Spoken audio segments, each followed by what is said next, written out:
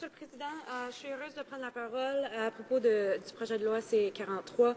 Comme je siège sur le comité de citoyenneté et immigration, j'ai donc été aux premières loges pour entendre les témoins et les experts se prononcer sur les problèmes qui sont inhérents à ce projet de loi. Premièrement, certaines mesures de ce projet de loi sont en contradiction avec les obligations du Canada au plan international.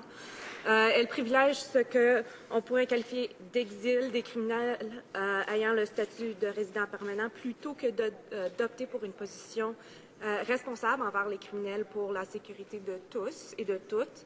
De plus, certaines mesures de ce projet de loi s'attaquent aux bases mêmes de notre système juridique en prévoyant qui prévoit un procès juste, incluant le droit d'appel. Et certaines mesures, quant à elles, elles lancent un filet tellement large que ce projet de loi couvrira sans doute des situations où des innocents qui se retrouveront punis par ce projet de loi. Tout ça pour que le gouvernement conservateur puisse promouvoir une impression essentiellement de sécurité. Quand on entend le discours des conservateurs et leurs mesures qui sont proposées, on ne voit pas des principes de justice, de prévention et de réhabilitation qui sont vraiment des gagnants d'une vraie sécurité stable et durable et qui sont vraiment dans les valeurs des Canadiens et des Canadiennes. L'objectif de ce projet de loi me semble malheureusement pas être d'améliorer les mesures en immigration, mais plutôt de faire un écran de fumée. Toute la communication faite par les conservateurs, entre autres par le biais du site web du ministre, pour faire dire que ce projet de loi est nécessaire, est basée sur 5 exemples d'individus qui sont vraiment des exceptions. C'est-à-dire que les 5 arguments qui étaient donnés sur le site web de Citoyenneté et Immigration, c'était afin de retirer le droit d'appel, etc., dans les cas d'expulsion de criminels n'ayant pas le statut de citoyen canadien, c'était des cas d'individuels et non des arguments qui étaient bien bâtis sur la recherche et des statistiques.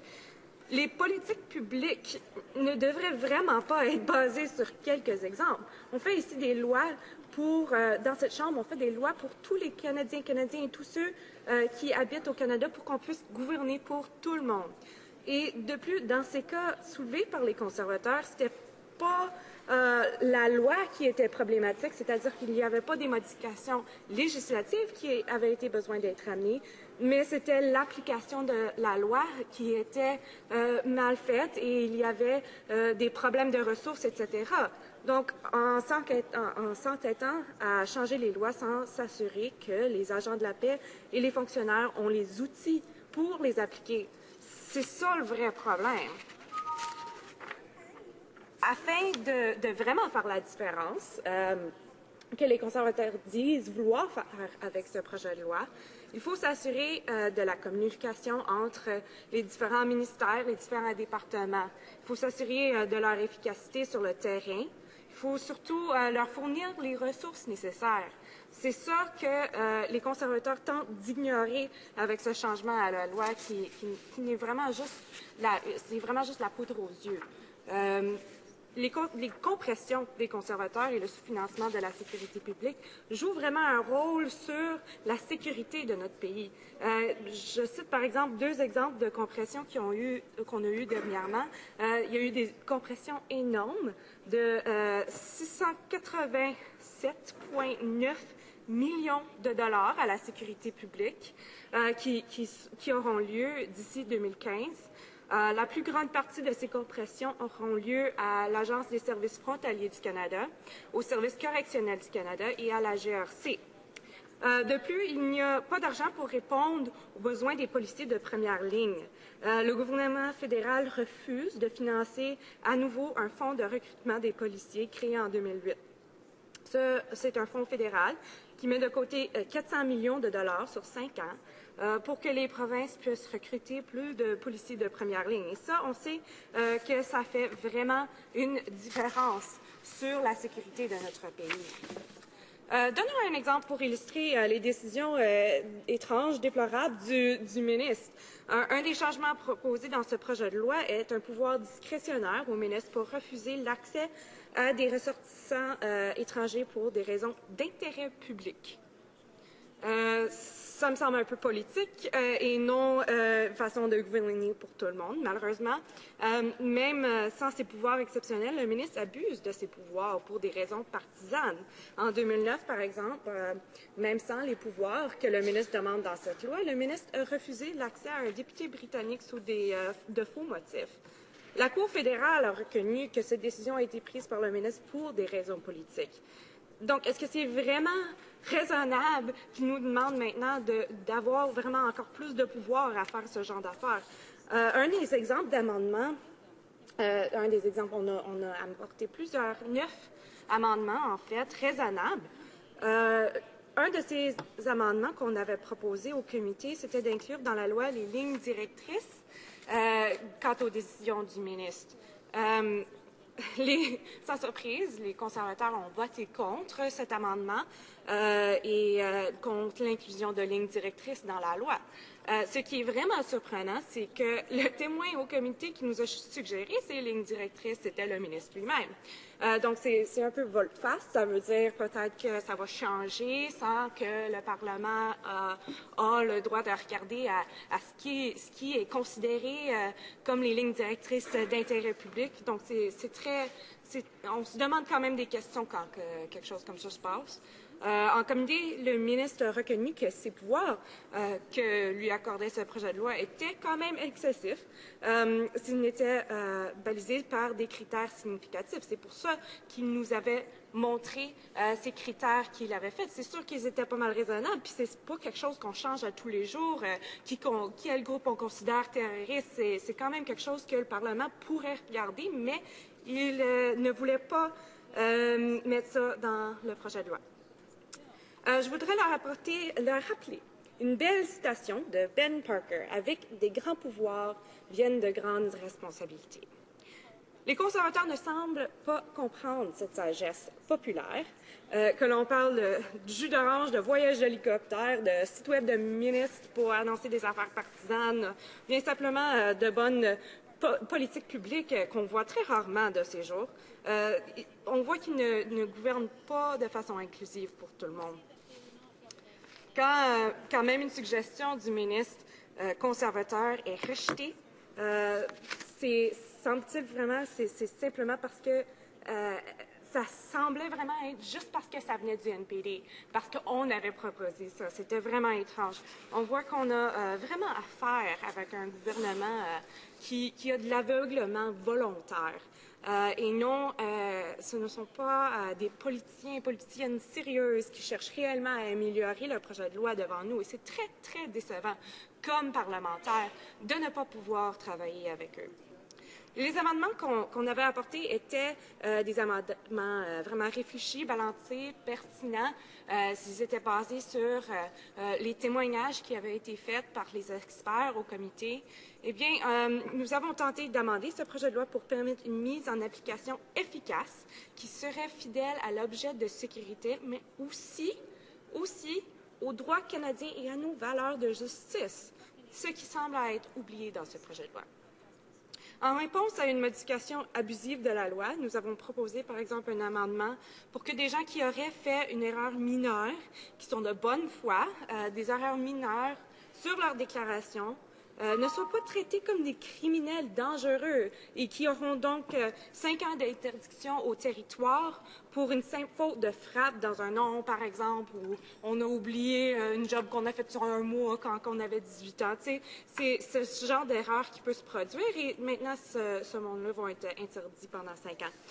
Les conservateurs ont rejeté cet amendement sans justification réellement. Ce projet de loi se résume donc par un renforcement des mesures punitives sans vraie amélioration du système d'immigration, sans amélioration des sécurités des Canadiens et Canadiennes.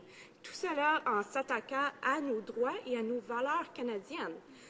Il est vraiment important de rappeler que le NPD souhaite travailler avec les autres partis pour s'assurer la sécurité des Canadiens et des Canadiennes, entre autres en assurant d'agir rapidement et efficacement lorsqu'on a des citoyens qui commettent, des non-citoyens qui commettent des crimes graves. Mais malheureusement, cette offre de collaboration avait été refusée. Et je suis très déçue de ça, donc je n'appuierai pas ce projet de loi. Merci, Monsieur le Président. Questions and comments? Question et commentaire. The honourable member for Davenport. Thank you, Mr. Speaker, and I'd like to welcome you back and everyone else. This is my first time speaking in this venerable place for the first time this year, 2013. And I'd like to thank my honourable colleague for her speech. And I just had a question for her, because we hear often in where I'm from, in Davenport, in Toronto, parents concerned about some of the measures contained in this bill because of the fact that sometimes young people, make the wrong choices, get into a little bit of trouble, and some of these young people, parents are concerned, immigrant parents are concerned that because of measures contained here, that their youth are at risk of falling within the confines of this and ultimately being sent back to their home country. Of course, this is going to create further problems for the families, and it doesn't seem like the right way to go about this kind of approach. And I'm just wondering if my colleague could just speak to the issue of young people and how the concerns that have been raised around this issue. L'honorable député d'Argenteuil Papineau Mirabel. That's an excellent question from my colleague from Davenport in Toronto, and he reminded me that this was actually the first time I was standing in the House. So, bonne année à tout le monde. Happy New Year to everybody. Very glad to be back. Yes, we heard very much on committee that there are many people who come here when they are a couple of months old, a year old, small children, and the only country that they know, and their country, is Canada. They are, for all intents and purposes, Canadians, but have not necessarily become citizens yet. And that is very, very scary to see a child who has grown up in Canada and may fall into the wrong crowd. I mean, when we're young, we might fall into the wrong crowd. We may make a few mistakes. That's completely normal. And if this child has been raised by Canadian society, I think it's our responsibility to understand that this is not a non-Canadian or someone that's a foreigner that we can just deport because they haven't got their citizenship yet. I think we need to take our responsibility to the fact that this person is, for all intents and purposes, Canadian. Questions and comments? The Honourable Minister of Citizenship. Well, here we go, Mr. Speaker. The NDP's been claiming all along that they know the current system for removal of foreign criminals is too slow, it should be streamlined, but they never support any specific measure to do so. And now we have a member saying that, in fact, foreign nationals who've grown up in Canada should not be subject to deportation if they commit a serious crime. So, in fact, not only do they oppose our measure to streamline the deportation of convicted serious foreign criminals, they actually are in favor of making it even more difficult, or in fact barring the removal from Canada of convicted serious foreign criminals. Now, the member for Vancouver Kingsway had suggested that under law a serious crime is defined as one that leads to a penal sentence of 2 years or more. I would point that member and this one to Section 64(2) of the Immigration and Refugee Protection Act that says, for the purpose of subsection 1, serious criminality must be with respect to a crime that was punished in Canada by a term of imprisonment of at least 6 months. So, Mr. Speaker, I just want to clarify, is the member suggesting that foreign nationals who have been convicted of a serious criminal offence, as defined by the Immigration Act, should not be deported from Canada? L'honorable député d'Argenteuil Papineau Mirabel. Mr. Speaker, we all agree that non-citizens who commit serious crimes in Canada should be dealt with quickly, efficiently. We're very concerned, however, that this bill is just far too stretching. I mean, did he just say 6 months? Did he just admit to that? Because I don't really consider that serious criminality, to the point where if, for instance, we do have someone who has grown up in Canada and they commit a crime that puts them in prison for 6 months, I think we need to accept that that is far overreaching and that the government has gone far too far with its bill this time. And frankly, Mr. Speaker, we made very reasonable amendments at committee, very, very reasonable amendments that would have just curbed the excessive power, curbed the overreach, made sure that we do still follow judicial process in this country, and they were rejected. And had these been accepted, very reasonable amendments, I say again, we would have been able to support this bill, bring it through the House, and make sure that Canadians were safer. But unfortunately, Conservatives refuse to work with the opposition, and therefore we can't support this bill.